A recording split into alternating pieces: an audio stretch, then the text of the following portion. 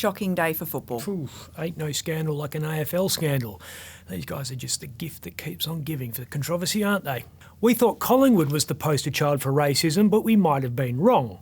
Hawthorn kept its penchant for bigotry close, just between them and the 100,000 people at the MCG who saw them run through their banner in the '88 Grand Final, and another 100,000 a year later.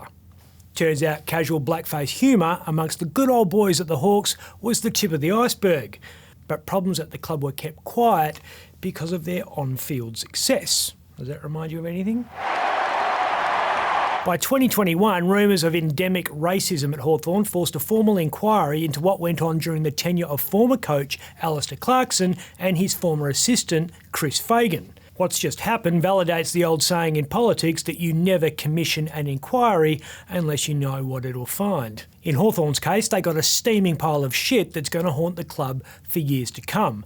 3 Indigenous families involved with Hawthorn between 2005 and 2021 have claimed they were bullied and forced to choose between family and the club. The accusations are sickening. Yeah, one couple claimed Clarkson, who's now bringing his brand of magic to North Melbourne, pressured them to abort their unborn child.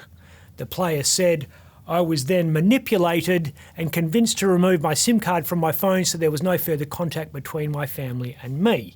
We've now had 2 major reviews into the treatment of Aboriginal players at 2 major clubs, and 100% of those inquiries uncovered institutionalised racism. You reckon they're the only clubs with this problem? Unlikely. You reckon the league that stood by and watched this happen doesn't have a few more closets with a few more skeletons? So when are we going to have the guts to do what modern governance standards demand and rip the scab off? So what are you saying? I'm saying the entire AFL should be the subject of a government inquiry. The idea that the problems at Hawthorn and Collingwood happened in isolation, that nobody higher up the chain in the league knew anything, it just fails the pub test. Well, Gil McLachlan has ordered an independent review. Oh, an independent review into an independent review. Great.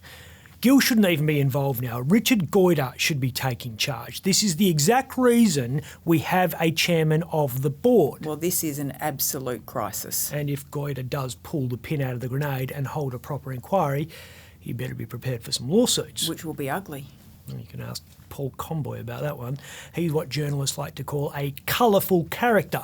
A stockbroker who has been to more parties in the past 20 years than you and I combined. Yeah, well, that wouldn't be hard. True. Think a local toned-down version of Leo DiCaprio in Wolf of Wall Street. Around the time Ben Cousins was doing this, Conboy was trying to convince him, along with fellow AFL bad boy Michael Gardner, to invest in a new nightclub in East Perth. Trevor Nisbet talked the boys out of that one, but Conboy remained friends with the Eagles, so much so that they bought a racehorse together. Conboy, Cousins, Gardner, Daniel Kerr, Dean Cox and Drew Banfield were part of a Hayburner syndicate which owned Impact Rating. Kerr being the guy caught on police surveillance tapes a couple of years earlier, bragging about how Cousins was about to come over with a fucking big bag of fucking horse chaff. Turns out Cousin Kerr weren't the only ones getting juiced up. Impact Ratings trainer received a 1-year ban when the horse returned a very suspicious blood test after finishing 10th at the 2006 WATC Derby. In 2009, Conboy was listed as one of 122 people who may be able to give relevant evidence in the trial of long-time crime target John Kizon and his one-time financial whiz Nigel Mansfield. Conboy was on the witness list because undercover agents monitored him holding meetings with the pair in South Perth 8 years earlier. Very colourful indeed. He was a mainstay of the social pages and almost a personality in his own right. He's in the paper again at the moment, but not in the social pages this time. He's been accused of raping a woman 4 years ago. The incident is alleged to have occurred at an East Perth apartment. She reported the matter to police, but charges were not laid. She didn't let it go though, and she sued him. Civil cases have a different standard of proof. Balance of probability is not beyond reasonable doubt. In early 2020, she was 35 by then, she lodged a writ in the district court. She claimed Conboy committed trespass on her person, which resulted in assault and battery. She said she suffered post-traumatic stress disorder and panic attacks and was suing for damages. Conboy vigorously defended the case in the lead up to the first day in court, which was going to be Monday. They settled out of court on Sunday. This doesn't mean he admitted to anything and doesn't imply any guilt. So what happens now? Well, I imagine the company he works for, that's called CPS Capital, is having a series of crisis meetings about his future.